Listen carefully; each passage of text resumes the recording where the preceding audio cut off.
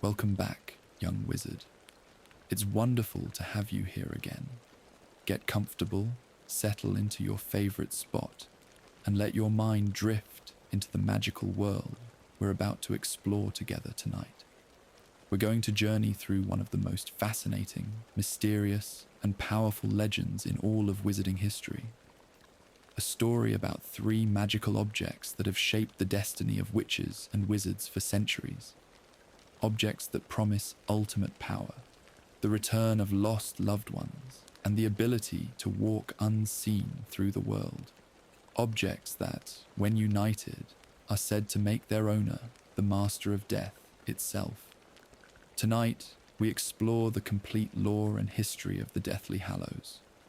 The story of the Deathly Hallows is woven through every era of magical history, touching the lives of some of the most powerful and tragic figures the wizarding world has ever known. It's a tale that begins with three brothers and death himself, that wins through centuries of blood and ambition, and that ultimately comes to rest in the hands of a teenage boy who would understand their true meaning better than anyone who came before. It's a story about power and its cost, about love and loss, about what it truly means to master death rather than be mastered by it. So let your thoughts settle, relax your breathing, and join me as we uncover every layer of this remarkable legend. To understand the Deathly Hallows, we must begin where all great wizarding tales begin, with a story passed down through generations, the tale of the three brothers. This ancient story comes from a collection of wizarding fairy tales compiled by Beedle the Bard, a storyteller whose works have been read to magical children for centuries. Among his tales, which include The Fountain of Fair Fortune and The Wizard and the Hopping Pot, the tale of the three brothers stands apart. It's darker, more serious, and unlike the others. Many wizards throughout history have believed it contains more than just moral lessons. They believe it contains truth. The tale goes like this. There were once three brothers who were traveling along a lonely, winding road at twilight. These brothers were skilled in the magical arts, clever and resourceful in ways that had kept them alive when others might have perished. As they journeyed, they came to a river too deep to wade across and too dangerous to swim. The water was dark and treacherous, rushing with a current that had claimed many lives. But the three brothers, being skilled in magic, simply used their wands. They conjured a bridge, a solid structure that spanned the dangerous water, allowing them to cross safely to the other side. They were halfway across this bridge when a hooded figure appeared before them, blocking their path. It was Death himself, and he was angry. You see, Death felt cheated. This river had always been his servant, claiming travelers who tried to cross it. These three brothers had used their magic to cheat him out of three new victims. But Death was cunning. He congratulated the brothers on their magical skill, pretending to be impressed rather than angry. And because they had been clever enough to evade him, he said, he would give each of them a reward. Each brother could have one gift, anything they desired. The eldest brother, who had always been a combative man, a duelist who sought out conflict and prided himself on his magical prowess, asked for a wand more powerful than any in existence. He wanted a wand that would make him unbeatable in wizard duels, a wand worthy of a wizard who had conquered death. So Death crossed to an elder tree growing on the riverbank. From this tree, he fashioned a wand, carving it with care and imbuing it with extraordinary power. He handed this wand to the eldest brother and told him that it was the most powerful wand that would ever exist. The Elder Wand, it would come to be called, and it would leave a trail of blood through history. The second brother was a proud man, but his pride was different from his elder brother's aggression. He had suffered a great loss, someone he had loved and who had died. His grief had never truly healed, and he wanted to humiliate death further. He asked for the power to recall loved ones from death, to bring back those who had passed beyond the veil. Death picked up a stone from the riverbank, a simple black stone, and gave it to the second brother. He told him that this stone would have the power to bring back the dead, the resurrection stone it would be known as, and it would bring only sorrow to those who used it. The third and youngest brother was the humblest and also the wisest of the three. He did not trust death, despite the figure's friendly words and generous gifts. He suspected, quite rightly, that death was not truly pleased to have been cheated. So the youngest brother asked for something that would allow him to leave that place without death being able to follow him. Death, reluctantly, handed over his own invisibility cloak, a garment that could hide the wearer perfectly from any eyes, even death's own. With this cloak, the youngest brother would be able to hide from death for as long as he chose. The three brothers went their separate ways, each carrying their gift. The eldest brother traveled for a week or more until he reached a distant village. There, he sought out a wizard he had quarreled with in the past. Using the elder wand, he challenged this wizard to a duel. With the wand in his hand, the fight was over almost before it began. His opponent fell dead, and the eldest brother left him lying on the ground. He went to an inn, boasting loudly about the powerful wand he possessed, about how he had conquered death himself, and now possessed a wand that made him invincible. That night, drunk on wine and his own pride, he fell asleep. Another wizard crept into his room, drawn by the stories of this unbeatable wand. This wizard slit the eldest brother's throat as he slept and stole the wand, and so death took the first brother for his own. The second brother returned to his home, the home he had once shared with the woman he had hoped to marry. She had died before they could wed, and his grief had poisoned every day since. Now, alone in that empty house, he took out the resurrection stone. He turned it in his hand 3 times, as death had instructed. Before him appeared the figure of the woman he had loved, the woman whose loss had driven him to ask death for this gift. But she was different now. She had returned, but she was not truly alive. She was like a shadow, present but separated from him by an invisible veil. She was sad and cold, suffering in the living world because she did not truly belong there anymore. She had moved on to whatever comes after death, and being pulled back brought her only pain. Driven mad by hopeless longing, by having her so close yet forever out of reach, the second brother killed himself so that he might truly join her. And so death took the second brother for his own. But death searched for the third brother for many years and never found him. The youngest brother lived his life hidden beneath the invisibility cloak, walking through the world unseen by death. He lived a long and full life, watching his children and grandchildren grow. When he had lived many years and grown old, when he felt his time had naturally come to an end, he finally took off the cloak. He passed it to his son, greeting death as an old friend, and together, as equals, they departed this world. That's the tale, as Beadle the Bard wrote it. A story that has been told to magical children for generations. Most wizarding families view it as just that. A story with a moral lesson about the dangers of pride and the wisdom of humility. The eldest brother's combative nature led to his murder. The second brother's inability to accept loss drove him to suicide. The youngest brother's wisdom and acceptance of death's natural place allowed him to live fully and die peacefully. It's a good lesson, one worth teaching. But some wizards throughout the centuries have looked at this tale and seen something more than a moral fable. They've seen a hidden truth, a real history disguised as a children's story. The Deathly Hallows, if they truly existed, would represent the three most powerful magical objects ever created. Each one alone would be extraordinary, valuable beyond measure, but together, united in the hands of a single person, they would supposedly make that person the master of death. The exact meaning of this title has been debated by scholars and seekers for centuries.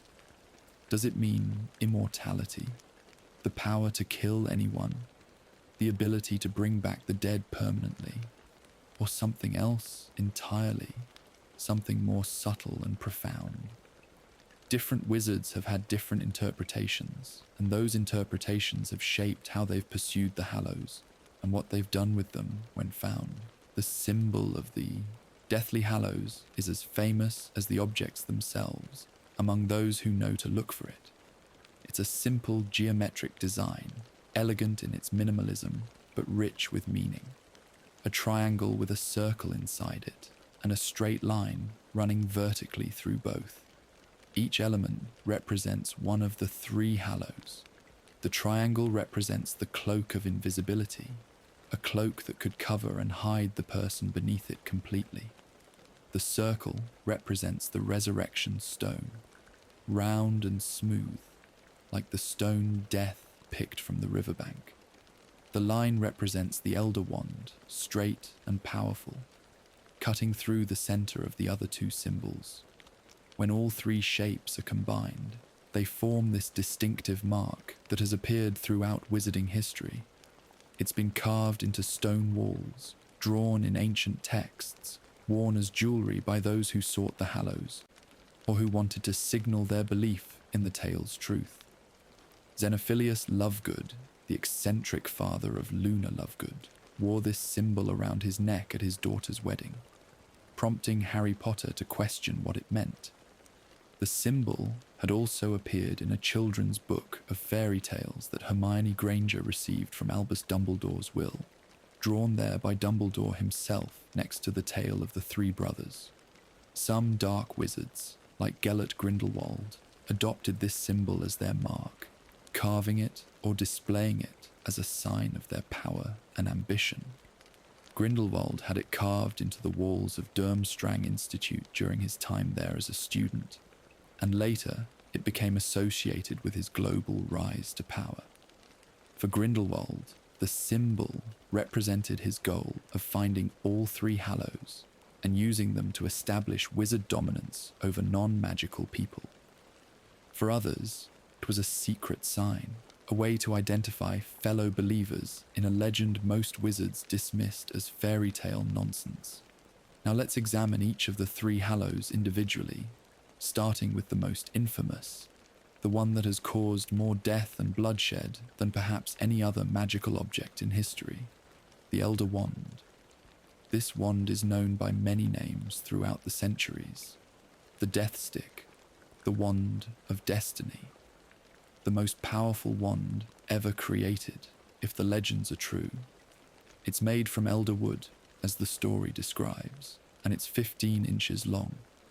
Running through its core is a single hair from a thestral, a magical creature that can only be seen by those who have witnessed death. It's a fitting core for a wand with such a dark history. The Elder Wand's appearance is distinctive. It's described as being almost crude in its construction, not elegant or refined like most modern wands.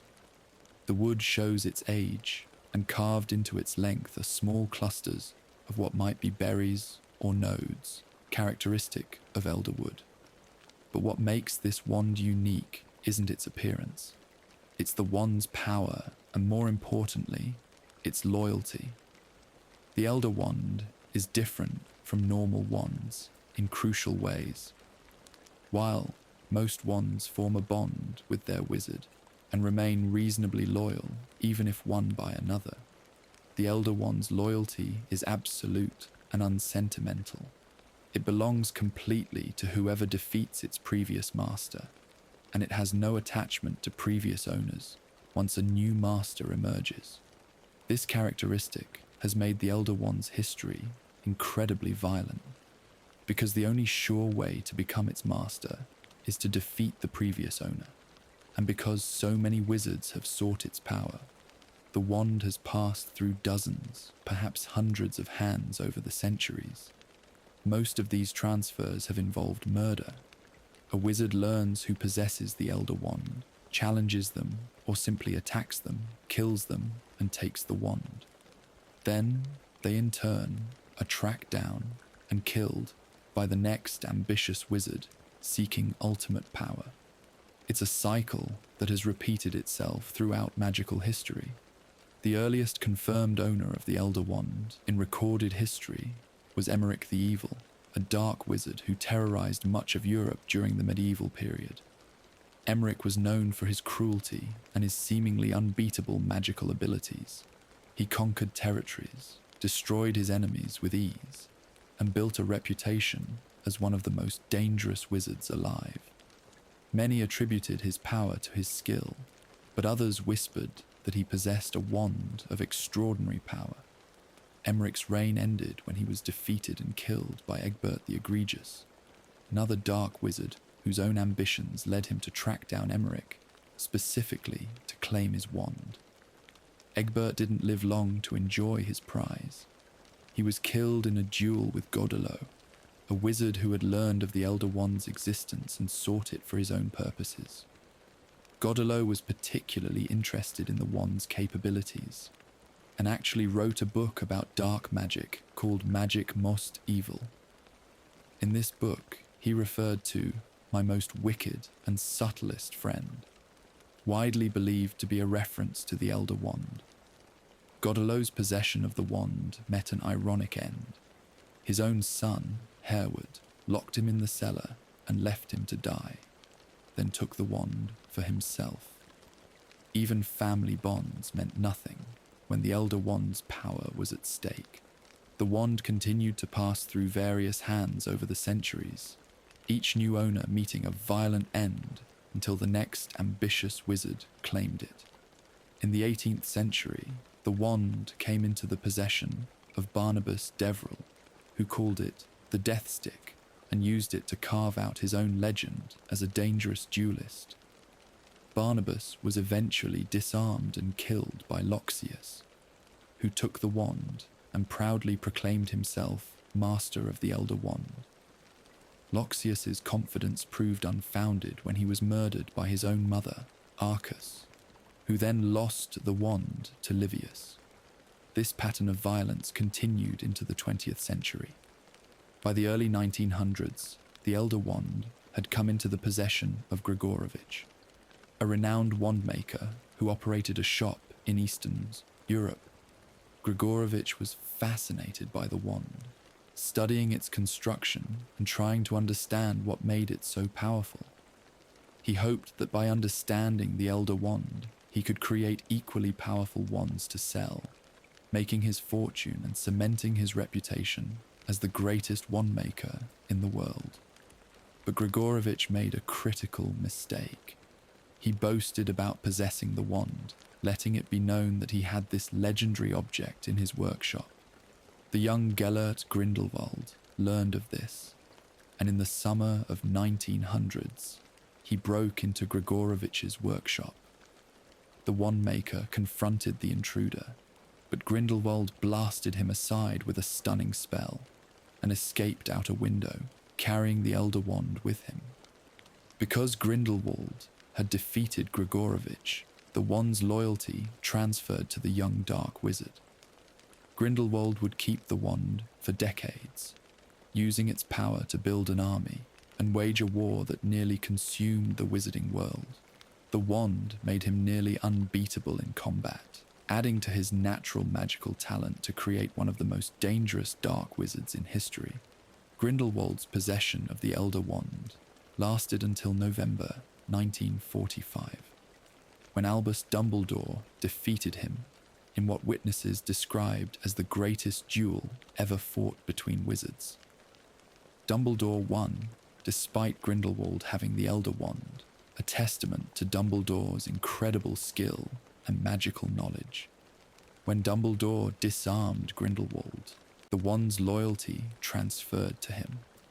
Dumbledore took the wand and used it for the rest of his life, though he was always cautious about its power and the history of bloodshed it carried. For over 50 years, Dumbledore possessed the Elder Wand, using it to perform remarkable magic, but never boasting about it, never advertising that he had this legendary object. He kept it secret, hoping perhaps to end the cycle of violence that had surrounded it for so many centuries. When Dumbledore died in June of 1997, the wand was buried with him in a white marble tomb on the grounds of Hogwarts. But the wand's story was far from over, as we'll explore later when we discuss its role in the final conflict between Harry Potter and Lord Voldemort. The second Hallow is quite different in character from the bloodthirsty Elder Wand. The Resurrection Stone is smaller, quieter, but in its own way, just as dangerous to those who use it. According to legend, this is the stone Death himself picked up from the riverbank and gave to the second brother. It's a black stone, smooth and unremarkable in appearance, with no obvious magical properties visible to the casual observer. But this stone has the power to bring back the dead, or at least to bring back some shadow or echo of those who have died. The stone's operation is simple. Turn it 3 times in your hand, and the shades of the deceased will appear before you. They're not truly alive, not ghosts in the traditional sense, but something in between. They're present enough to see and speak with, but they remain separated from the living world by an invisible barrier.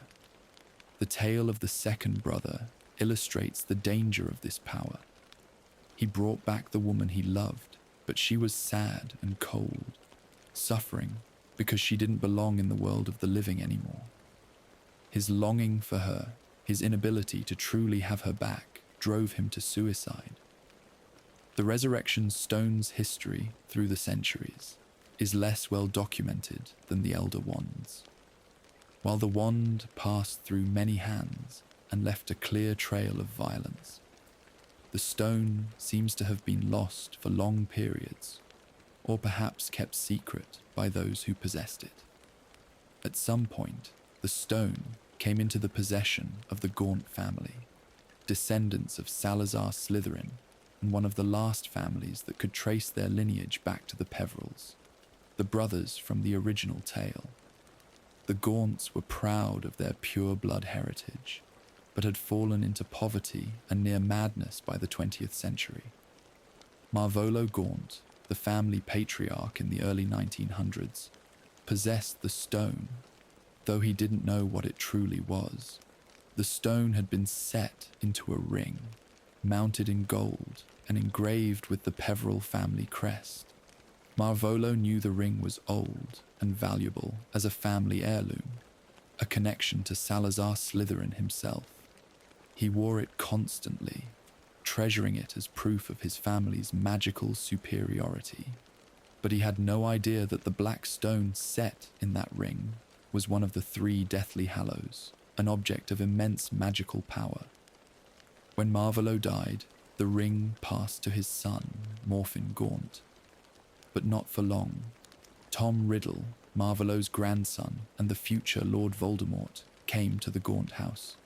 He murdered his uncle Morfin and stole the ring, though Riddle framed Morfin for different murders. Riddle, like his grandfather, didn't recognize the stone for what it was. He saw only a valuable family heirloom, a connection to Slytherin that he could use to create one of his Horcruxes. He placed a piece of his own soul into the ring, hiding it in the ruins of the Gaunt shack, protected by powerful curses. The ring remained hidden for decades, until Albus Dumbledore located it in the summer of 1996. Dumbledore had spent much of his life researching the Deathly Hallows, and when he saw the ring, he recognized the stone set in it immediately. Here was the Resurrection Stone, one of the 3 Hallows he had obsessed over in his youth with Gellert Grindelwald. The temptation was overwhelming. Dumbledore's sister, Ariana, had died when he was 18. killed in a three-way duel between himself, his brother Aberforth, and Grindelwald. Dumbledore had never known which of them cast the spell that killed her, and the guilt had haunted him for over a century. His parents were also dead, his father dying in Azkaban prison, and his mother killed by Ariana's uncontrolled magic. With the resurrection stone, Dumbledore could see them again. He could apologize, could try to make amends, could speak with his lost family one more time. The temptation proved too strong. Even knowing the ring was surely cursed, even after decades of wisdom and caution, Dumbledore put the ring on his finger. The curse activated instantly, a deadly spell that began spreading through his hand, turning it black and withered. Only the quick intervention of Severus Snape contained the curse to Dumbledore's hand, but even so, it was clear the curse would eventually kill him. He had perhaps a year to live, maybe less. Dumbledore destroyed the Horcrux in the ring, using Godric Gryffindor's sword, which had absorbed basilisk venom when Harry Potter killed the basilisk in the Chamber of Secrets years earlier. The venom was one of the few substances that could destroy a Horcrux permanently, but Dumbledore kept the stone itself, damaged now with a crack running through it, but still functional.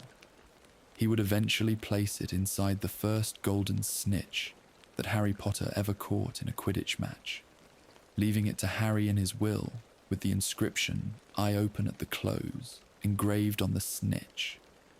Harry would claim the stone when he walked to his own death in the Forbidden Forest, using it to bring back the shades of his parents, Sirius Black and Remus Lupin, to give him comfort and courage in his final moments.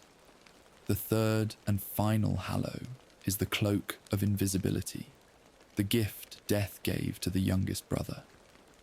Invisibility cloaks exist in the wizarding world, and they're not particularly rare. Many wizards own cloaks or other garments that can render the wearer invisible for a time. But these ordinary invisibility cloaks have limitations. They're usually made by weaving Demigi's hair into the fabric, and while this makes the wearer invisible, the effect fades over time as the magic wears off. The cloak can also be damaged by spells, and certain magical creatures or spells can see through them. An ordinary invisibility cloak is useful, but far from perfect. The Cloak of Invisibility from the tale of the three brothers is different. This cloak, if the legend is true, is perfect and eternal. It doesn't fade with time or wear. No spell can reveal the person hiding beneath it. Not even Death himself could find the third brother while he wore it.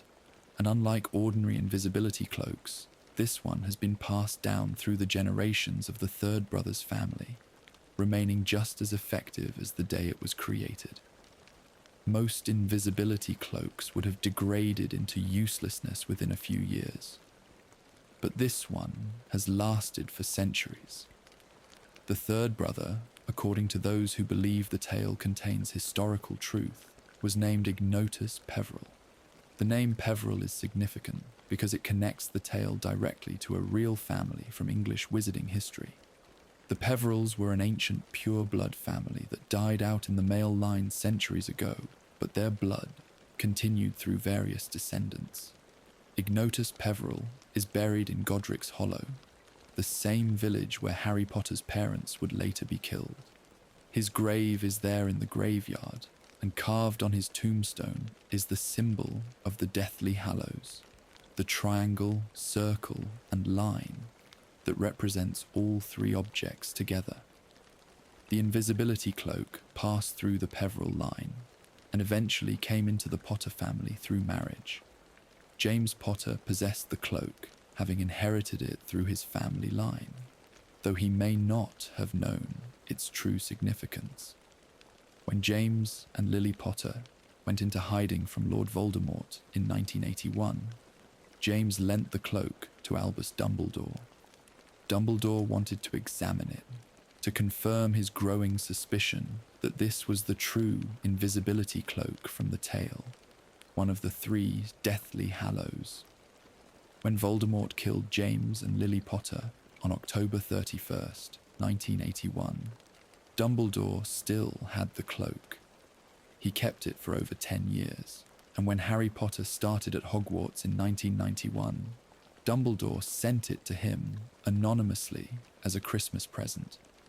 The note that came with it said only that it had belonged to Harry's father and that it was time it was returned to him. Harry used the cloak countless times throughout his years at Hogwarts, never knowing that he possessed one of the three legendary Hallows. The cloak helped him sneak through the school, spy on his enemies, and protect his friends.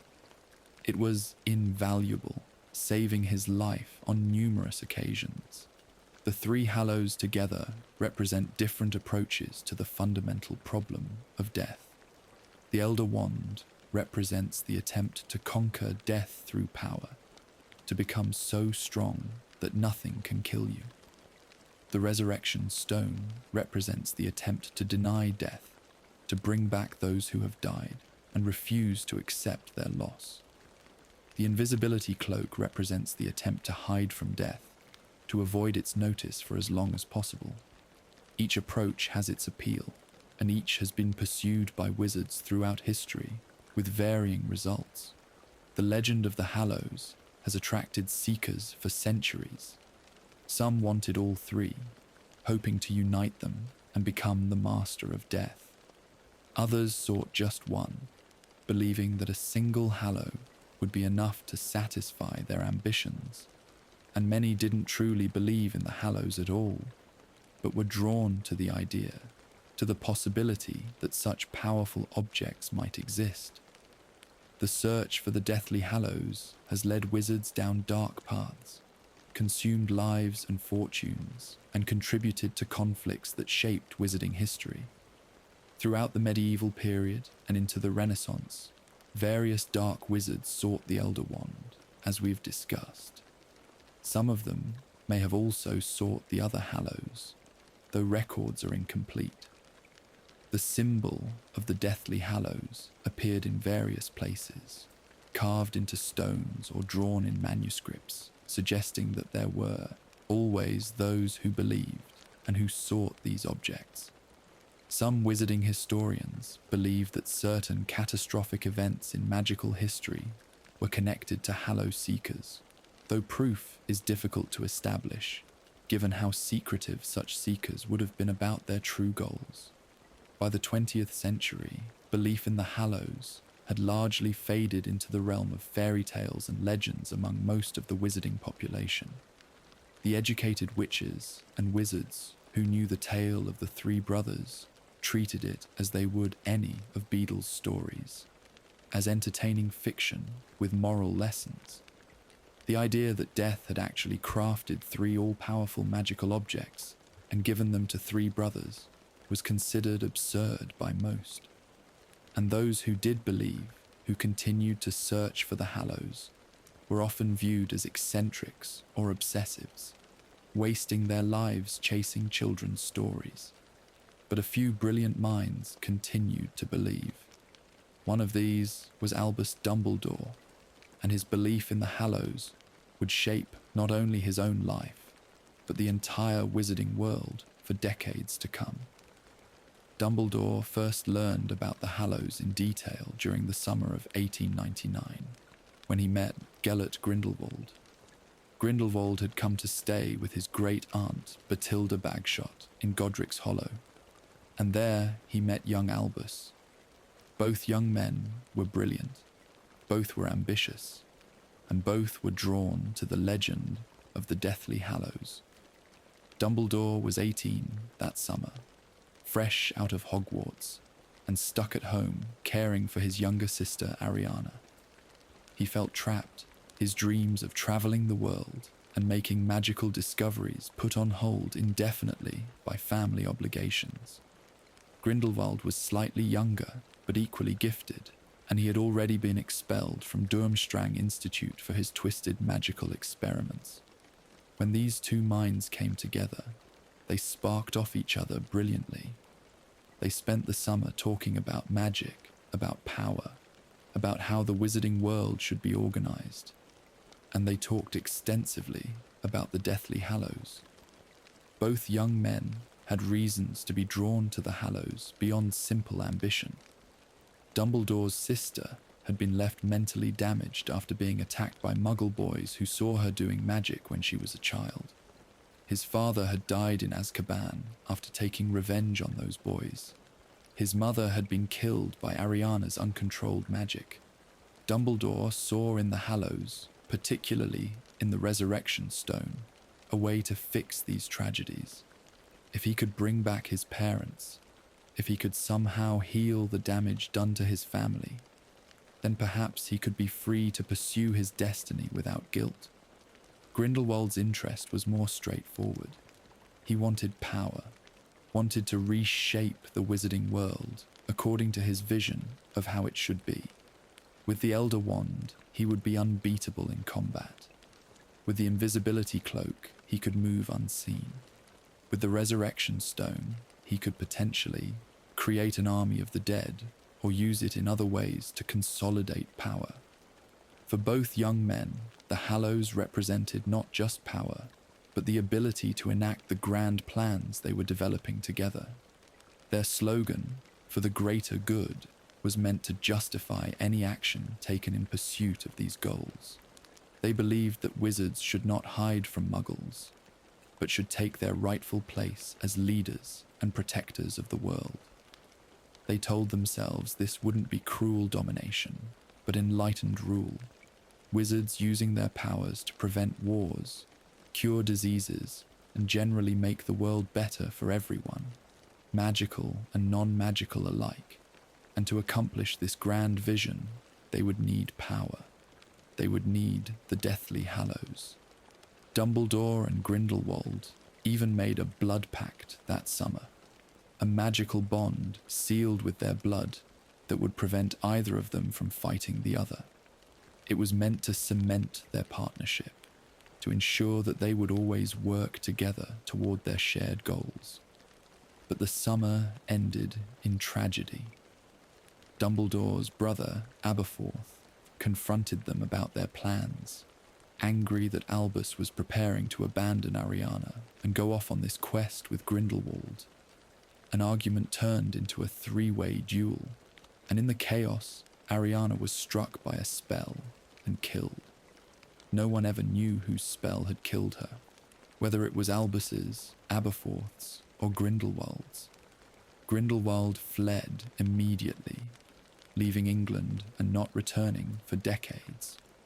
And Dumbledore was left with the guilt and grief of his sister's death, a burden he would carry for the rest of his extraordinarily long life. This tragedy transformed Dumbledore's view of power and of the Hallows. He had seen directly what his ambition could cost, and he turned away from his dreams of finding and uniting the Hallows. He would spend decades deliberately avoiding positions of political power, refusing the position of Minister for Magic multiple times because he didn't trust himself with that kind of authority. But he never completely abandoned his interest in the Hallows. He continued to research them, to think about them, though now with caution and a deep awareness of their dangers. Grindelwald, on the other hand, continued his quest. After leaving England, he travelled through Europe, gathering followers who believed in his vision of wizarding dominance. He tracked down the Elder Wand, stealing it from the wandmaker Grigorovich in a daring raid. With the Elder Wand in his possession, Grindelwald became nearly unstoppable. He built an army, established a fortress prison called Nurmengard, and launched what became known as the Global Wizarding War. His symbol was the mark of the Deathly Hallows, that triangle, circle, and line that represented the three objects he sought. For his followers, the symbol meant the dawn of a new age. For his enemies, it became a mark of terror. The war Grindelwald waged ran parallel to the Muggle world's conflicts in the early 20th century, including World War I and eventually World War II. While Muggles fought their wars, the wizarding world fought its own. with Grindelwald's forces clashing against those who opposed his vision. The war reached across Europe and beyond, with Grindelwald's influence spreading to multiple continents. Thousands died in the conflict, both those who fought for him and those who resisted. The wizarding world was being torn apart, and the one person who might have been able to stop Grindelwald, Albus Dumbledore, refused to act. Dumbledore's reluctance to face Grindelwald was rooted in multiple concerns. There was the emotional component, the fact that Grindelwald had been someone he loved deeply in his youth, someone he had shared dreams and plans with during that fateful summer. The thought of having to duel him, possibly kill him, was agonizing. But there was also a practical problem. The blood pact they had made still existed, a magical bond that would prevent either of them from directly attacking the other. As long as that pact remained intact, Dumbledore couldn't move against Grindelwald, even if he wanted to.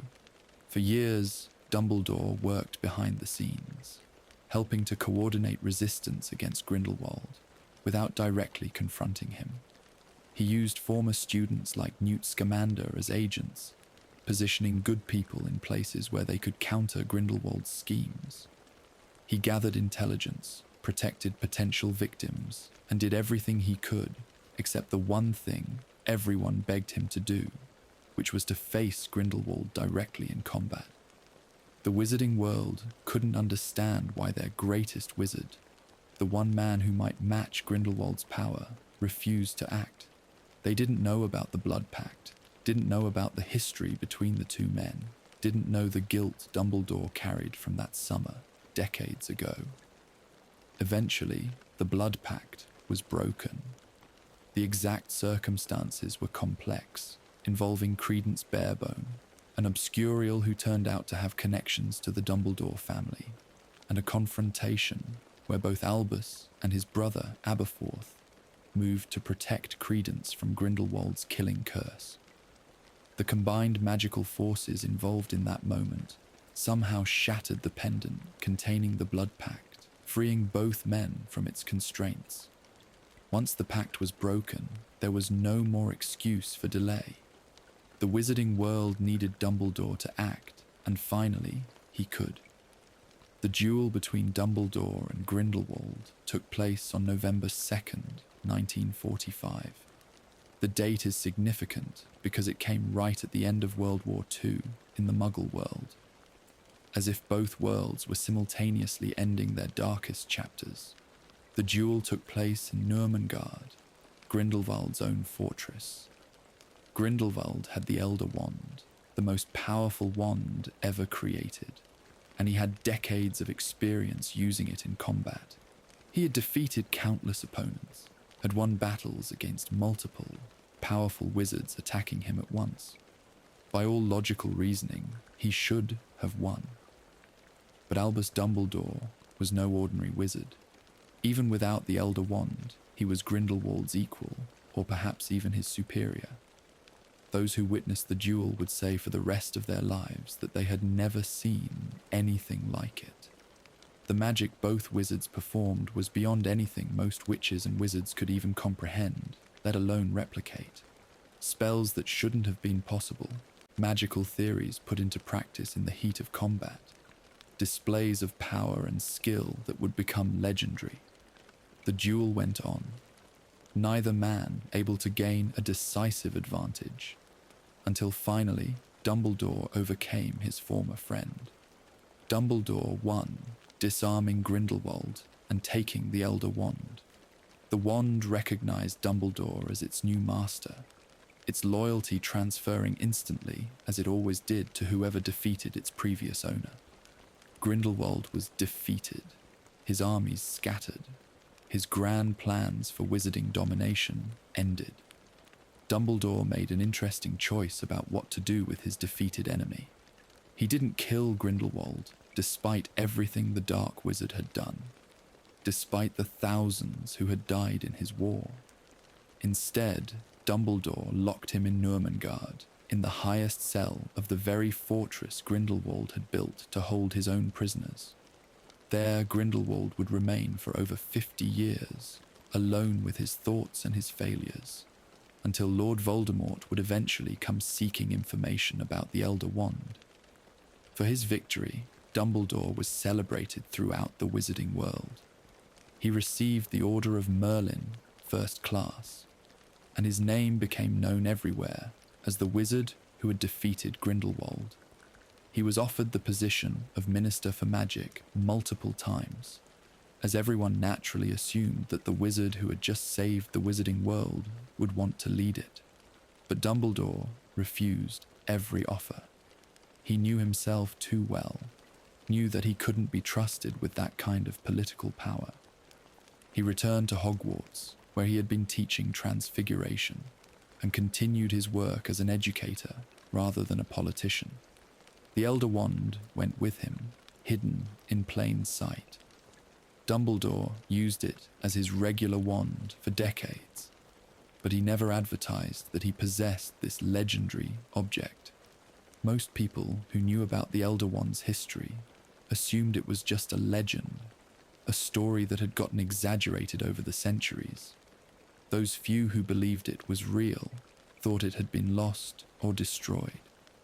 Almost no one knew that Dumbledore, the kindly headmaster of Hogwarts, had been wielding the Death Stick for over 50 years. He kept this secret deliberately, hoping perhaps to end the cycle of violence that had surrounded the wand for centuries. If no one knew he had it, no one would come seeking it, and perhaps the bloodshed could finally stop. During these years, Dumbledore continued his research into the Hallows, although from a very different perspective than he had held in his youth. He was no longer seeking them to unite them and become the master of death. Instead, he studied them as a scholar, trying to understand their true nature and their place in magical history. He became one of the world's foremost experts on the Deathly Hallows, though few people knew this.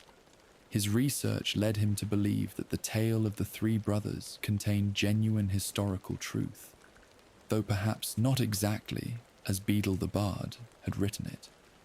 Dumbledore came to believe that the three brothers were actually three real historical figures named Antioch, Cadmus, and Ignotus Peverell.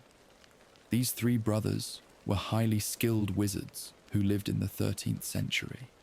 Rather than receiving the Hallows from death, which Dumbledore considered a personification rather than a literal being, the Peverell brothers likely created the Hallows themselves through their exceptional magical skill.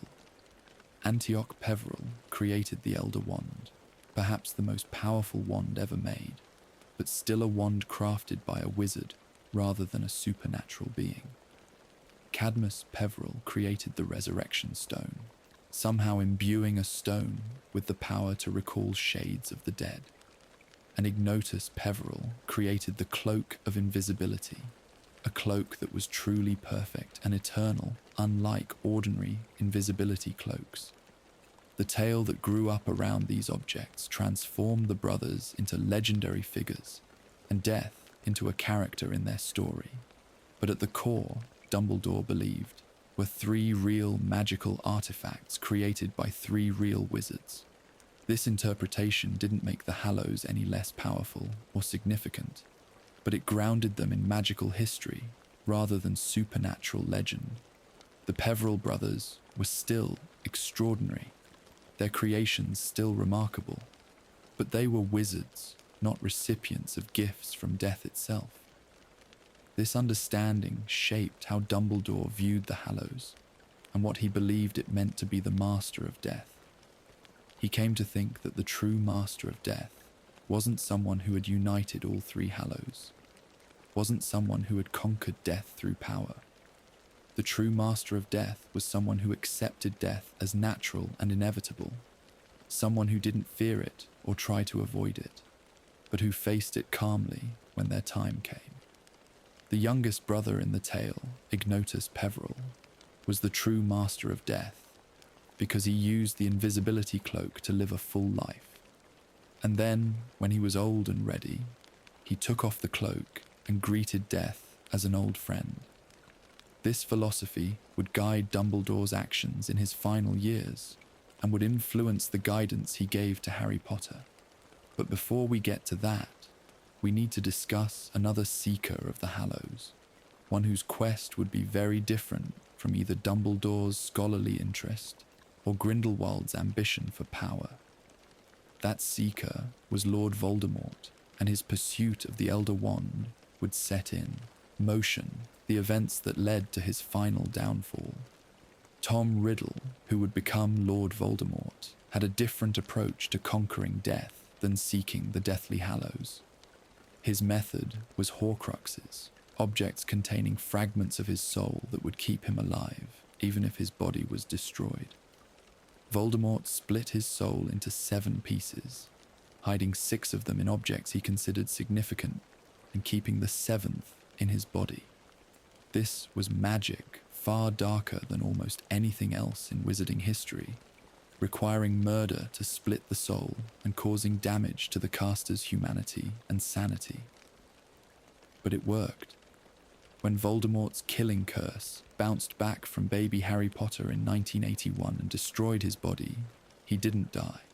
He survived as less than a ghost, eventually finding ways to regain his strength and, by 1995, to create a new body. For years, Voldemort didn't concern himself with the Deathly Hallows. He considered them fairy tales, legends that had no basis in reality. He trusted in his Horcruxes to keep him alive, and for other magical needs, he had his own wand, a powerful 13.5-inch U wand with a phoenix feather core. This wand shared a core with Harry Potter's wand, both containing feathers from Dumbledore's phoenix forks, which created a connection between the 2 wands that prevented them from dueling properly. This connection became a problem for Voldemort, as he discovered in the graveyard where he regained his body. When he tried to kill Harry, their wands connected and forced a kind of magical confrontation that allowed Harry to escape. Voldemort needed a different wand to kill Harry Potter, one that didn't share his wand's core. He learned about the Elder Wand through torture and murder, interrogating wand makers and other sources until he pieced together its history. The wand maker, Grigorovich, had possessed it until Grindelwald stole it. Grindelwald had it until Dumbledore defeated him. Dumbledore had it until his death in June 1997. This trail of ownership was clear enough, and Voldemort became obsessed with claiming the wand for himself. But Voldemort's understanding of the Elder Wand was flawed in a crucial way. He understood that it passed to whoever defeated its previous master, and he knew that Severus Snape had killed Dumbledore. Therefore, Voldemort reasoned, the Elder Wand's loyalty must have passed to Snape when he cast the killing curse that ended Dumbledore's life. To become the wand's master, Voldemort needed to defeat Snape. In May of 1998, during the Battle of Hogwarts, Voldemort murdered Severus Snape, having his snake Nagini kill him in the Shrieking Shack. With Snape dead, Voldemort believed the Elder Wand was finally his to command. He was wrong. The truth was more complicated. Something Voldemort's incomplete understanding of love and loyalty prevented him from grasping. Snape had indeed killed Dumbledore, but Dumbledore had wanted to die, had planned his own death, and asked Snape to do it. The Elder Wand's loyalty wasn't won through that arranged death. The wand's loyalty had actually passed to Draco Malfoy weeks earlier, when Draco disarmed Dumbledore in the Astronomy Tower before Snape arrived. Draco had defeated Dumbledore in the wand's understanding, even though Draco hadn't killed him and hadn't taken the Elder Wand physically. Later, Harry Potter disarmed Draco Malfoy during a confrontation at Malfoy Manor, taking Draco's wand from him. This meant that the Elder Wand's loyalty transferred from Draco to Harry, even though Harry hadn't touched the Elder Wand and didn't even know this transfer had occurred at the time. So when Voldemort faced Harry in the final battle, casting the killing curse with the Elder Wand, while Harry used Draco's Hawthorn Wand to cast a simple disarming spell, the Elder Wand refused to kill its true master. The curse rebounded, and Voldemort was destroyed by his own spell, killed by his inability to understand the magic of loyalty and the bonds between wizards and their wands. Voldemort's pursuit of the Elder Wand showcased everything wrong with his approach to power and death. He saw the wand as simply a more powerful weapon, something that would make him unbeatable without understanding the deeper implications of its loyalty. He never considered the other two Hallows because his Horcruxes served similar purposes in his mind. He didn't need the Resurrection Stone because he had found his own way to avoid death. He didn't need the Invisibility Cloak because he could make himself invisible through other means. The Elder Wand was the only Hallow he wanted, the only one he thought would be useful to him. But Voldemort completely missed the point of what it meant to be the Master of Death. He was trying to conquer death through force, to make himself immortal through dark magic, and to destroy his enemies with overwhelming power. He was like the eldest brother from the tale, seeking a wand that would make him unbeatable, boasting about his power, and ultimately being destroyed because of his pride and his inability to accept death as natural. The tale's warning about the eldest brother's fate went unheeded, because Voldemort considered himself above such concerns, too powerful to fail as ordinary wizards did.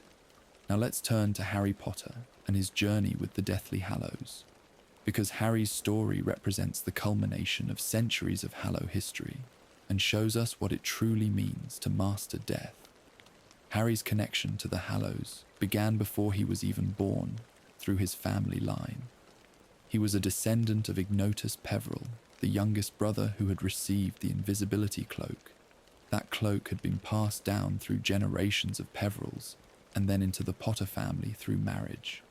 James Potter possessed it, and eventually it came to Harry as his birthright. But Harry didn't know any of this for his first 6 years at Hogwarts. He received the cloak as an anonymous Christmas gift in his first year and used it constantly for various adventures and rule-breaking. But he had no idea it was one of the Deathly Hallows. It was just an exceptionally good invisibility cloak that never seemed to wear out or lose its effectiveness. He didn't question this too much, because he was young and didn't have much basis for comparison with other invisibility cloaks. It worked perfectly, and that was all he needed to know. Harry first learned about the Deathly Hallows properly in December of 1997, when he was 17 years old. He, Ron Weasley, and Hermione Granger attended the wedding of Bill Weasley and Fleur Delacour, where Harry noticed that Xenophilius Lovegood, Luna's father, was wearing a strange symbol around his neck. The symbol was a triangle with a circle inside it and a line running through both shapes. When Harry asked about it, Victor Crumb, the famous Quidditch player who was also at the wedding, reacted angrily. He said it was the mark of Grindelwald, a dark wizard who had terrorized much of Europe decades earlier. Crumb's grandfather had been killed by Grindelwald's followers, so seeing someone wearing that symbol upset him greatly. This encounter planted a seed of curiosity, but Harry didn't learn the full truth until later. The same symbol appeared in a book Hermione had inherited from Dumbledore's will, a copy of The Tales of Beedle the Bard that had belonged to Dumbledore himself. The symbol was drawn on the page with the tale of the 3 brothers, sketched there by Dumbledore at some point. When Harry, Ron, and Hermione visited Xenophilius Lovegood at his home to ask about the symbol, he told them everything about the Deathly Hallows, explaining the tale and what each object represented. This knowledge created a dilemma for Harry and his friends. They were on a quest to find and destroy Voldemort's Horcruxes, objects that contained pieces of the Dark Lord's soul. This mission, given to Harry by Dumbledore before his death, was crucial to defeating Voldemort permanently. But now, Harry knew about the Deathly Hallows, 3 objects that supposedly would make him the Master of Death if he could unite them. He already possessed one, the Invisibility Cloak. If he could find the other 2, perhaps he would have the power to face Voldemort and win. Ron and Hermione were skeptical about the Hallows, considering them dangerous distractions from their real mission. Hermione in particular argued that they should focus on the Horcruxes, not go chasing after legendary objects that might not even exist. Ron, though initially drawn to the idea, came to agree with Hermione. They worried that Harry was becoming obsessed with the Hallows, in the same way Dumbledore and Grindelwald had been obsessed in their youth, that this obsession might lead him away from what he needed to do. But Harry couldn't let go of the idea completely. He realized that one of the Hallows definitely existed because he owned it. If the Invisibility Cloak was real, perhaps the others were too, and he began to suspect that the Elder Wand might be the key to everything. If the Elder Wand was real, and if Voldemort was seeking it, then whoever controlled the wand might control the outcome of the war. Harry started paying attention to any mentions of the wand, any clues about where it might be or who might possess it. Harry learned through visions he shared with Voldemort that the Dark Lord was indeed seeking the Elder Wand. He saw through Voldemort's eyes as the Dark Lord interrogated Ollivander, the Wand Maker, about how to overcome the connection between their wands. He saw Voldemort torture and kill Gregorovitch while seeking information. He felt Voldemort's growing certainty that the Elder Wand was the answer to all his problems. And Harry realized that Voldemort believed the wand was in Dumbledore's tomb, buried with the headmaster on the grounds of Hogwarts. Events came to a head when Harry, Ron, and Hermione were captured and taken to Malfoy Manor. There, Harry saw Voldemort in his visions break into Dumbledore's tomb and steal the Elder Wand. The violation of Dumbledore's resting place enraged Harry, but it also confirmed his fears. Voldemort now possessed the most powerful wand ever created. How could anyone stand against him? During their escape from Malfoy Manor, with the help of Dobby, the house elf who died saving them, Harry disarmed Draco Malfoy and took his wand. Harry didn't know it at the time, but this action made him the true master of the Elder Wand, as we discussed earlier. After Dobby's death, Harry spent time thinking about everything Dumbledore had taught him, everything he had learned about the Hallows and about Voldemort's Horcruxes. He came to understand something important. Dumbledore had left him the resurrection stone in the snitch, with the inscription, "I open at the close." Dumbledore had also left him the sword of Godric Gryffindor, which could destroy Horcruxes. Dumbledore had given him these tools and this knowledge because he had understood that Harry would need to make a terrible choice. Harry learned from Severus Snape's memories, viewed in the pensive after Snape's death, that he himself was a Horcrux. When Voldemort's killing curse had rebounded in Godric's Hollow, a piece of Voldemort's already fractured soul had latched onto the only living thing in the room, baby Harry. This piece of soul had lived inside Harry ever since, giving him his connection to Voldemort, allowing him to speak Parseltongue, creating the mental link between them.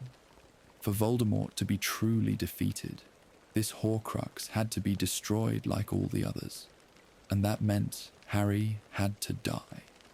This knowledge was crushing. Harry was 17 years old. He had friends, people he loved, a whole life ahead of him that he would never get to live. But he also understood that this was the only way. If he didn't sacrifice himself, Voldemort could never be truly defeated. The war would continue, more people would die, and eventually, Voldemort might win. Harry had to die so that others could live. It was the ultimate price, and only he could pay it. So Harry walked into the Forbidden Forest to meet Voldemort and accept death. And as he walked, he opened the snitch Dumbledore had left him, speaking the words, "I am about to die," to trigger its enchantment. The snitch opened, and the resurrection stone fell into Harry's hand. He turned it 3 times, and before him appeared the shades of the people he had lost. His father, James Potter, encouraging him and telling him to be brave. His mother, Lily Potter, telling him that death was quick and easy, like falling asleep. Sirius Black, his godfather, assuring him that dying wasn't painful, and Remus Lupin expressing pride in Harry's courage. These shades walked with Harry through the forest, giving him the strength to keep moving forward when every instinct screamed at him to run. They stayed with him until he reached the clearing where Voldemort waited. Then Harry let the stone fall from his fingers into the forest undergrowth, not wanting Voldemort to know about it or claim it. He faced Voldemort unarmed, not raising his wand to defend himself. Voldemort cast the killing curse, and Harry's world went green and then dark. But Harry didn't die, not completely. He found himself in a strange place that looked like King's Cross Station, but brighter, cleaner, more ethereal. There was something small and wounded huddled under a bench, making pitiful noises. But Harry couldn't help it, and there was Albus Dumbledore, waiting for him, ready to explain everything at last. Their conversation in that liminal space revealed the full truth about the Hallows, about Dumbledore's quest for them in his youth, about his mistakes and his guilt. Dumbledore explained that Harry was the true master of all 3 Hallows at that moment. Harry possessed the Invisibility Cloak, passed down to him through his family line. He had the Resurrection Stone, just used and then dropped in the forest. And he was the true master of the Elder Wand, even though Voldemort held it physically, because Harry had disarmed Draco, who had disarmed Dumbledore. Harry had united the 3 Deathly Hallows, something very few wizards had ever managed. But unlike Dumbledore and Grindelwald in their youth, unlike the countless seekers throughout history who had pursued the Hallows for power, Harry didn't want them for selfish reasons. He had used the cloak to help his friends and fight against evil. He had used the stone to give him courage to make the ultimate sacrifice. And he would use his mastery of the Elder Wand not to dominate others, but to defeat a tyrant. Dumbledore told Harry that he had a choice. He could move on, go to whatever comes after death, having already done more than anyone had the right to ask of him. Or he could go back and finish what he had started. Harry chose to go back. When he did, he found himself lying on the ground in the Forbidden Forest, with Voldemort standing over him. The killing curse had destroyed the piece of Voldemort's soul inside Harry, but hadn't killed Harry himself. Lily's protection, which still lived in Voldemort's veins because he had used Harry's blood to recreate his body, had saved Harry once again. Harry pretended to be dead, was carried back to Hogwarts as a trophy, and waited for his moment. When it came, during the final confrontation in the Great Hall, Harry revealed himself and faced Voldemort one last time. He explained everything to Voldemort, told him that Snape had never been the Elder Wand's master, that the wand answered to Harry. He gave Voldemort one last chance to feel remorse, to try to repair his shattered soul, though he knew Voldemort would never take it. Then they cast their spells simultaneously. Voldemort used the killing curse with the Elder Wand. Harry used a simple disarming spell with Draco's wand. The Elder Wand refused to kill its master. The curse rebounded for the 2nd time in Voldemort's long life. And this time, with all his Horcruxes destroyed, he had no protection. Tom Riddle died, killed by his own curse, his body falling to the ground in the Great Hall before hundreds of witnesses. The war was over. The prophecy was fulfilled. And Harry Potter, the boy who had united all three Deathly Hallows, had defeated the darkest wizard of the age. After the battle, Harry made his choices about the Hallows, choices that revealed his true understanding of what it meant to master death. The resurrection stone remained lost in the Forbidden Forest, where he had dropped it. Harry had no desire to find it again. He had seen what the stone did to those who used it, how it brought back only shadows that caused more pain than comfort. The second brother in the tale had been driven to suicide by the stone, and Dumbledore had been cursed when temptation made him put on the ring containing it. Harry wanted the dead to rest in peace, not to be called back to comfort the living. The Invisibility Cloak Harry kept. It was his by right, passed down through his family for generations. It had served him well, and he would continue to use it, but only for good purposes. He would eventually pass it down to his own children, continuing the tradition of the Peveril line. The cloak was the least dangerous of the three Hallows, because it represented not conquering death or denying death, but simply living a full life before death eventually came. The Elder Wand presented a dilemma. Harry was its master. He could keep it, use it, become the most powerful wizard alive with the Death Stick in his hand. But Harry had learned from Dumbledore's example and from the wand's bloody history. The Elder Wand brought out the worst in people. Its power tempted even the best wizards to acts they would later regret, and anyone who possessed it became a target for every ambitious wizard who learned of its existence. The cycle of violence that had followed the wand for centuries would simply continue if Harry kept it. So Harry made a choice that stunned his friends. He used the Elder Wand one last time to repair his own wand, his original holly and phoenix feather wand that had been broken months earlier. The Elder Wand fixed it perfectly, restoring Harry's original wand to full functionality. Then Harry returned the Elder Wand to Dumbledore's tomb. He placed it back with Dumbledore's body and sealed the tomb with magic. His plan was elegant in its simplicity. Harry would live his life and die naturally, undefeated in possession of the Elder Wand. When he died, the wand's power would die with him. Broken because no one had defeated him to claim it. The cycle of violence would end. This decision showed that Harry truly understood what Dumbledore had been trying to teach him, what the tale of the three brothers had been illustrating all along. The youngest brother was the hero of the story, not because he gained the most powerful Hallow, but because he understood death correctly. He didn't try to conquer it like the eldest brother. He didn't try to reverse it like the second brother. He accepted it as natural and inevitable, lived his life fully, and greeted death as a friend when his time came.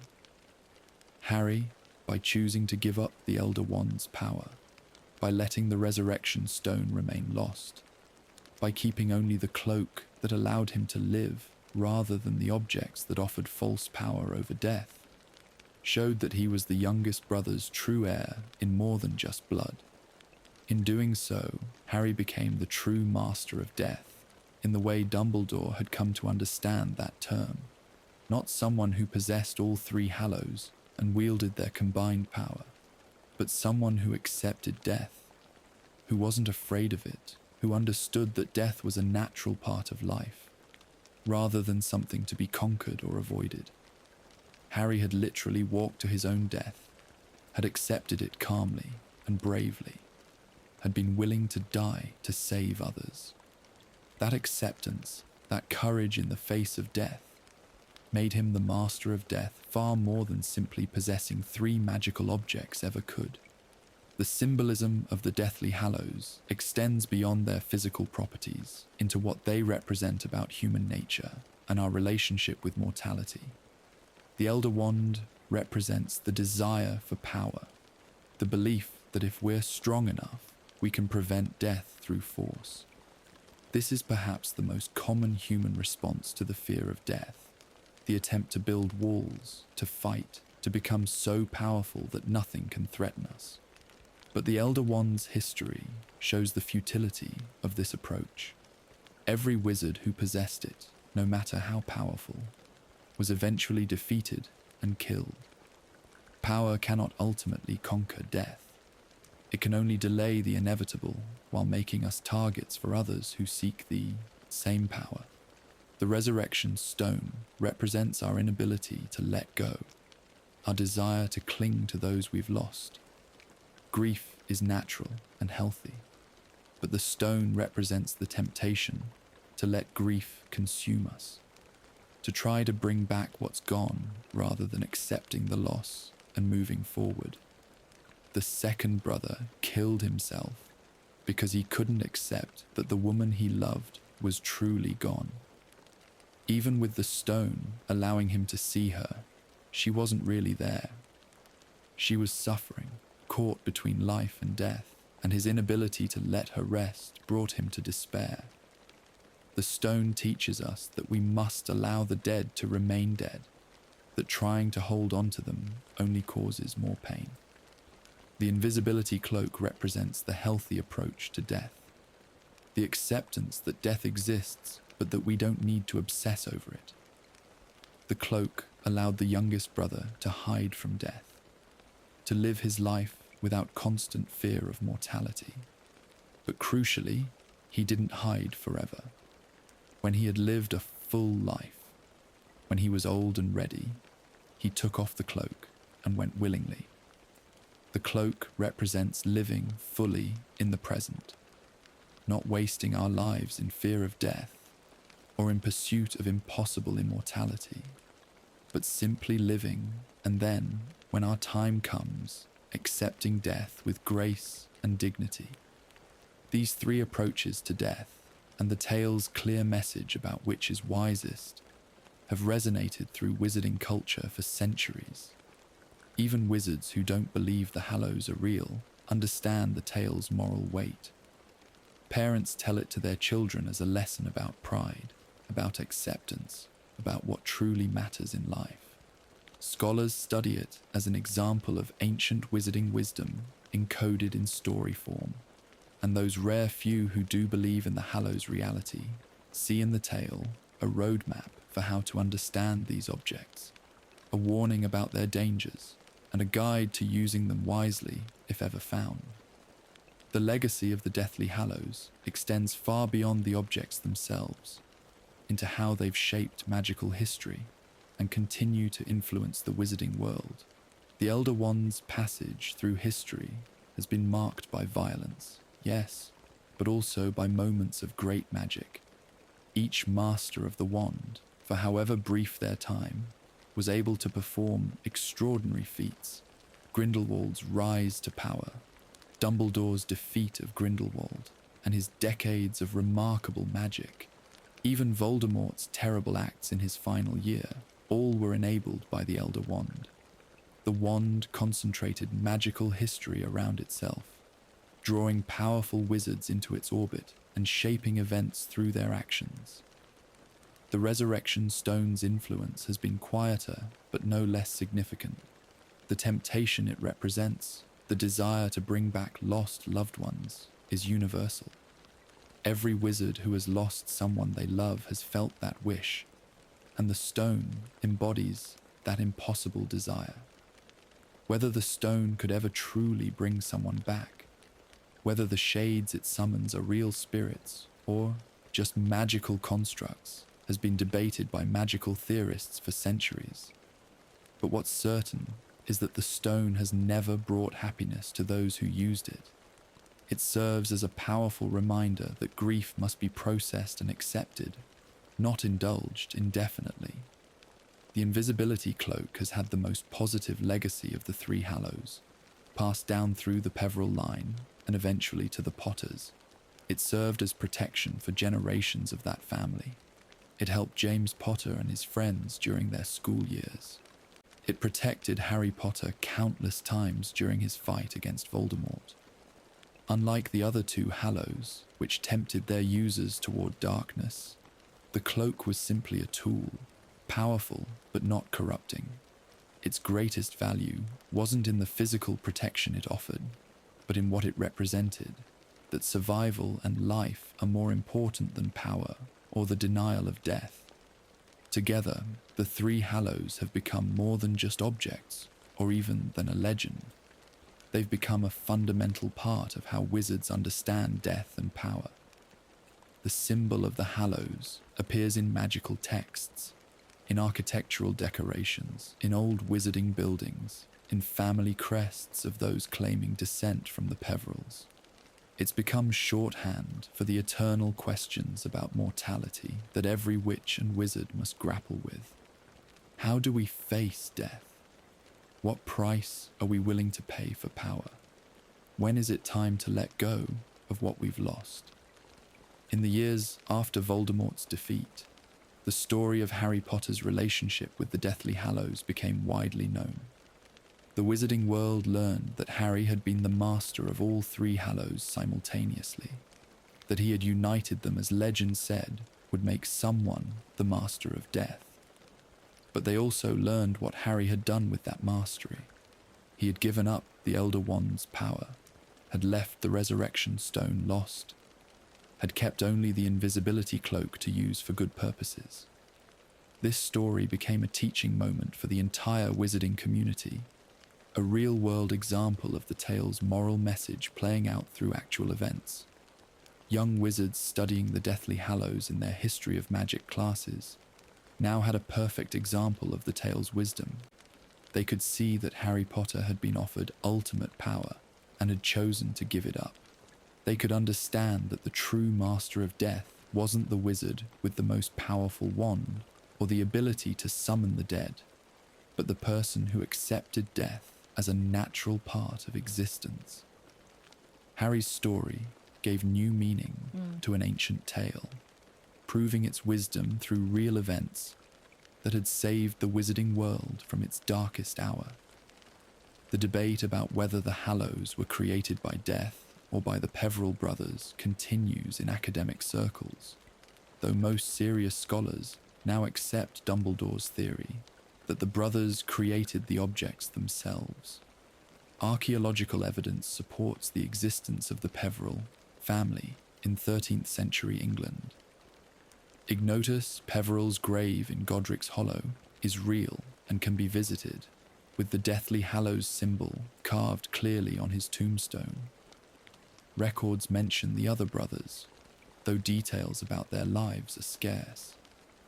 The Hallows themselves have proven to be real objects with genuine magical properties, not fairy tale inventions. What remains mysterious is exactly how the Peverils created such powerful objects. The Elder Wand's construction, with its thestral hair core and elder wood, can be understood through wand lore, though the level of power imbued in it remains unmatched by any wand maker since. The Resurrection Stone's magic is more difficult to explain.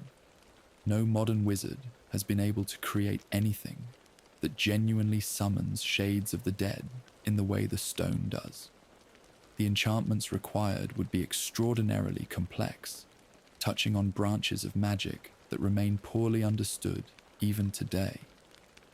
And the Invisibility Cloak's perfect, eternal nature defies everything known about how such cloaks typically work. Perhaps the Peverils knew magical secrets that have been lost over the centuries. Perhaps they were simply more skilled than any wizards who came after them, able to push magic to its absolute limits. Or perhaps there is some truth to the story of death after all, not as a literal being, but as a force or power that the brothers somehow bargained with or tapped into. We may never know for certain. What we do know is that the Hallows exist, that they possess remarkable powers, and that their legacy has shaped wizarding history in profound ways. The moral dimensions of seeking the Hallows have been examined extensively by wizarding philosophers and ethicists. Is it wrong to want the Elder Wand if you plan to use its power for good? Dumbledore possessed it for over 50 years and used it to protect countless people, to teach students, to maintain Hogwarts as a safe haven during dark times. His possession of the wand could be seen as a net positive for the wizarding world, even though he had taken it from Grindelwald through violence. Yet Dumbledore himself always felt conflicted about having the wand, always worried about what its power might do to his judgment.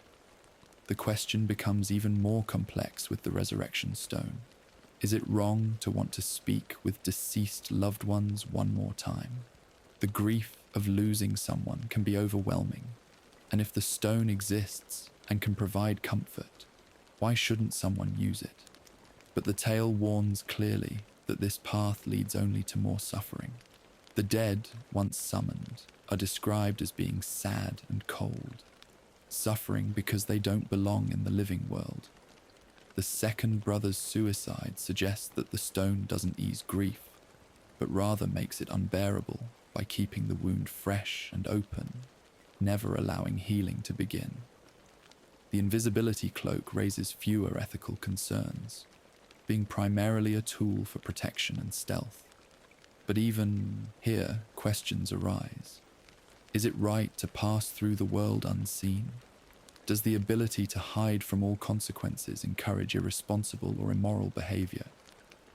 Harry Potter used the cloak extensively for rule-breaking at Hogwarts, though usually for good reasons, like protecting others or investigating genuine threats.